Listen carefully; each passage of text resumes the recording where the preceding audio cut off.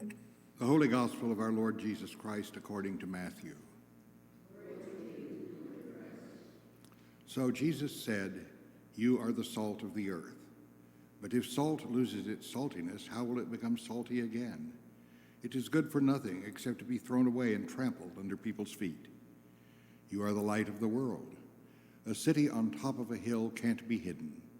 Neither do people light a lamp and put it under a basket. Instead, they put it on top of a lampstand, and it shines on all who are in the house. In the same way, let your light shine before people so they can see the good things you do and praise your Father who is in heaven. Don't even begin to think that I have come to do away with the law and the prophets. I haven't come to do away with them, but to fulfill them. I say to you very seriously that as long as heaven and earth exist, neither the smallest letter nor even the smallest stroke of a pen will be erased from the law until everything there becomes a reality. Therefore, whoever ignores one of the least of these commands and teaches others to do the same will be called the lowest in the kingdom of heaven.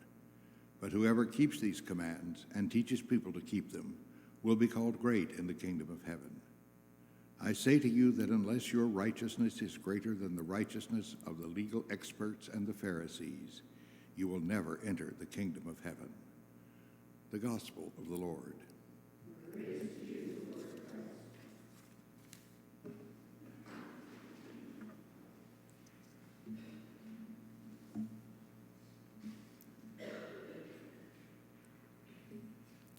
There exists an obscure one-act play entitled The Terrible Meek. I know it exists because I found it online. The setting is Calvary, the place of Jesus' crucifixion. There are three characters: the chief centurion, a soldier under his command, and Mary, the mother of the crucified. It is done entirely in darkness until the very end, when light begins softly to rise. The language used seems forced and deliberately chosen to seem appropriate to the period in which it is supposedly set, but it comes off as stilted and odd. All in all, it is a peculiar little play. I admit I had never heard of it. I had to go online to find out this much about it and to find a copy of the script. Why, you might ask, did I do this? Doesn't seem like a particularly productive way to spend your time. But it is because I ran across a line from the play that led me to want to know more about it. In the three-way conversation, a struggle rages in the mind and will of the centurion in charge of the execution. He is confronted with attempting to understand the two kinds of power being played against one another there. After rationalizing his role in that drama, "This is what I do, kill people," he is forced to conclude that finally the power of Jesus will shake all the empires and kingdoms of this world into the dust. Jesus and his followers are, he says, the terrible meek, the fierce, agonizing meek. The issue he struggles with, the question of real strength, is eternal and it is contemporary as well. Is power a thing to be seized and wielded, or is it achieved in some other way? Are the strongest those who ruthlessly use their power over people, or those who exercise their power with people? And this brings to a focus a central biblical theme: God's power expressed through the humble. This theme is front and center in today's readings. They can lead us to try to understand what the scriptures mean when they speak of the virtue of humility.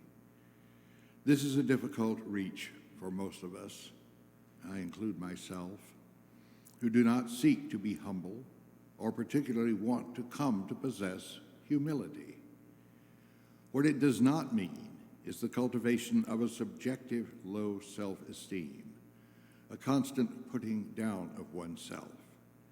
It does not mean making humility a joke, as in the sarcastic description of someone who is humble and has a lot to be humble about. It is not a matter of self-valuation at all, but a matter of conduct toward others. The biblical meaning of true humility grows out of the realization that in the final analysis, in the words of an especially piercing collect, we have no power of ourselves to help ourselves. Frankly, I'm not at all sure that we really believe that. Living in a world where pulling oneself up by one's own bootstraps, that is a quaint image in this day and age, isn't it, is so admired. And even when it is not true, pulling oneself up by one's own bootstrap, inherited wealth gives a substantial boost to that pulling up, for example. When that is so admired, and even when it is not true, false modesty is a thin cover for real humility. It can serve to mask the real selfishness which motivates human beings so much of the time. The prophet Isaiah spoke to this issue in today's first lesson. The people ask, perhaps ingenuously, "Why do we fast, but you do not see? Why humble ourselves, but you do not notice?" But God replies to Israel, "Is such the fast that I choose, a day to humble oneself? Will you call this a fast, a day acceptable to the Lord? Is this not the fast I choose, to loose the bonds of injustice, to undo the thongs of the yoke, to let the oppressed go free, and to break every yoke?" The prophet lived at a time of affluence and worldly power for Israel. And remember, pride goes before the fall. And his message contains a stinging attack on those who exploit the poor, venal judges, corrupt religious leaders, and false prophets. For their faithlessness, the people have earned condemnation and punishment. It is not because of ignorance of God's righteous demands, which are spelled out in the denunciations of what is actually happening, but deliberately not doing what is asked or commanded. We too live in a time of affluence and power, and we do not respond well to a message of humility. What does it say when a judge excuses the egregious actions of an entitled teenager who drove drunk and killed innocent persons as the result not of alcoholic intoxication and utter irresponsibility, but the inevitable result of something the judge called affluenza? He was too well off to know right from wrong. The leaders of the nation, from the president to the Senate and beyond, sometimes appear to endorse that message, that if one is privileged enough or wealthy enough or powerful enough, one can do anything, including shoot someone in the middle of Fifth Avenue in New York. Given the present state of affairs, are there or will there be cracks showing in such a structure?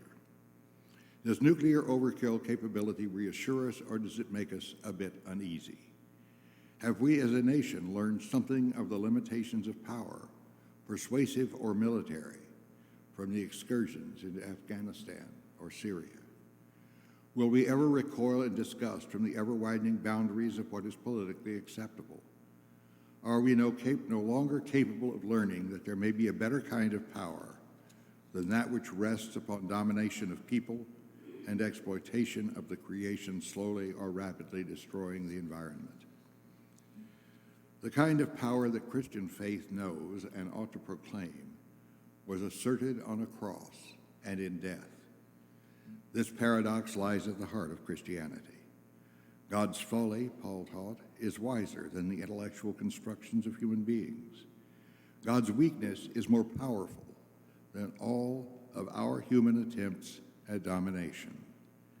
Christ, weak on the cross, has risen to make his followers know themselves not wise as humans account wisdom, not influential as well-born and pampered.